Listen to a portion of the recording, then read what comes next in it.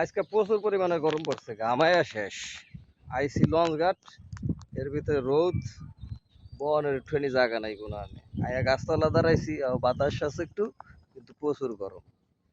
নদীর ধারে তারপরও গরম আর গরম, কি যে একটা অবস্থা। কিন্তু মানে বিকালবেলা আইলে সুন্দর লাগে, মানে এই পরিবেশটা অনেক সুন্দর।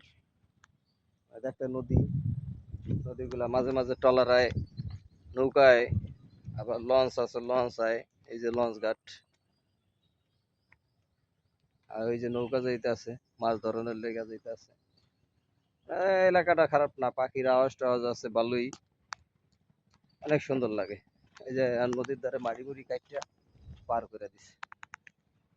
এপারে অনেকেই বয়ে থাকে, দোকানপাট আছে, দোকানপাটে বয়ে বয়ে খায়। এই এলাকায় হুন্ডা ছাড়া উপায় নাই, মোটর সাইকেলই একমাত্র যানবাহন।